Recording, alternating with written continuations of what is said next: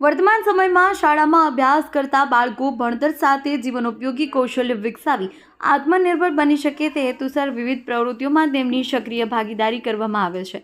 આવી પ્રવૃત્તિઓથી બાળકો પોતાની સર્જનાત્મકતા અને કલાનો ઉપયોગ કરી અલગ અલગ ક્ષેત્રોમાં આગળ વધે છે।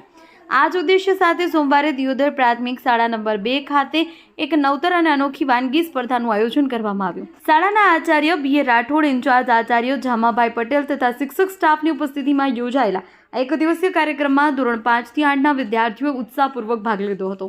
સ્પર્ધા દરમિયાન બાળકો શાળાના પરિસરમાં પરંપરાગત ચૂલો તૈયાર કરી પોતાની જાતે વિવિધ વાનગીઓ બનાવી પીરસી હતી, જેમાં પાણીપુરી, પાઉંભાજી, બટાકા ભૂંગળા, સેન્ડવીચ, બાજરીના રોટલા, દહીંનું દેશી રાયતું, દૂધપાક, દાબેલી, કચુંબર, ગુલાબજાંબુ, થેપલા, બ્રેડ પકોડા, મસાલા પાપડ, મેગી, બટાકા વડા સહિત 17થી વધુ વાનગીઓ તૈયાર કરવામાં આવી હતી।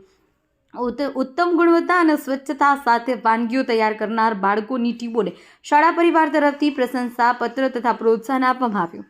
કાર્યક્રમમાં દ્વારા બાળકોમાં આત્મવિશ્વાસ, ટીમવર્ક, આત્મનિર્ભરતાની ભાવના વિકસે તેવો આ સંદેશ મળ્યો હતો।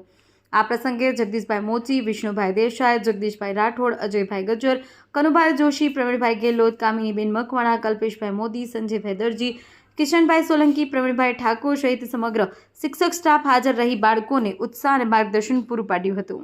દેવદર પે કેન્દ્ર શાળા નંબર 2માં સ્ટાફ વતી અને બાળકો દ્વારા જે સરકારની નવી શિક્ષણ નીતિ છે એના અનુસંધાને બાળકોમાં સ્કિલ એટલે કૌશલ્ય ખીલે, બાળકોમાં કયા કૌશલ્ય ખીલે છે અનુસંધાને આજે અમે સોમવારના રોજ 5 થી 8ના તમામ બાળકોને પોતાની રીતે વાનગી કઈ રીતે બનાવી એને વસ્તુ કઈ રીતે લાવી એનો ઉપયોગ કઈ રીતે કરવો એના માટે આજે અમે દરેકના સ્ટોલ બનાવરાયા હતા અને દરેકે જે વિદ્યાર્થીઓ ભાગ લીધો જાતે બધી વસ્તુ બનાવી છે, એમની જાતે સ્વનિર્ભર જાતે વસ્તુ લાવી અને જાતે એના ચૂલા બનાવી અને સ્ટોલ ઊભા કરી અને અલગ અલગ પ્રકારની વાનગીઓ બનાવી છે।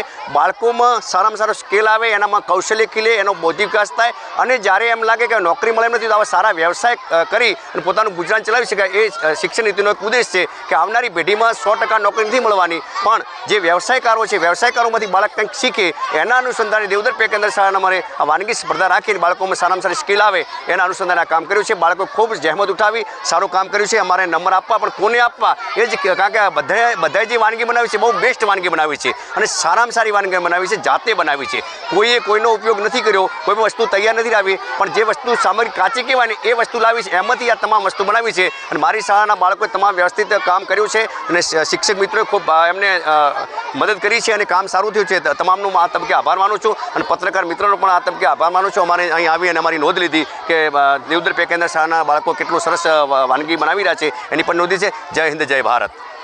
આજે દિયોદર પગાર કેન્દ્ર શાળા નંબર 2 ખાતે શિયાળાની સિઝનને ધ્યાનમાં રાખી અને દરેકના ઘરે શિયાળો એમાં શિયાળામાં જે કંઈ વસ્તુ ખાવામાં આવે એમાંથી મળવાવાળું જે પોષણ છે શરીરને ઉપયોગી હોય છે, આ વસ્તુને ધ્યાનમાં રાખી અને બાળકો પોષણયુક્ત આહાર જાતે જ બનાવે અને એના ગુણોથી વાકેફ થાય એ માટે આજે દિયોદર પગાર કેન્દ્ર શાળામાં આચાર્યશ્રી અને અમારા ઇન્ચાર્જ આચાર્ય જામાભાઈ સાહેબના માર્ગદર્શન નીચે ધોરણ 5 થી 8ના બાળકોએ લગભગ 17 જેટલા જુદી જુદી વાનગીઓના સ્ટોલ બનાવ્યા અને એ વાનગીઓમાં ટુકડી વાઇઝ બાળકો એનું જે રો મટીરિયલ હતું એ પોતાના ઘરેથી લાવ્યા અને અહીં આગળ આપણી જે પરંપરાગત ચૂલા પદ્ધતિ છે એ ચૂલા પદ્ધતિ પર જાતે રસોઈ બનાવી અને જુદી જુદી વાનગીઓ તૈયાર કરી છે। અત્યારે એનું મૂલ્યાંકનની કામગીરી ચાલી રહી છે। મૂલ્યાંકનના અંતે જે પણ વાનગી શ્રેષ્ઠ રહેશે એને બિરદાવવામાં આવશે।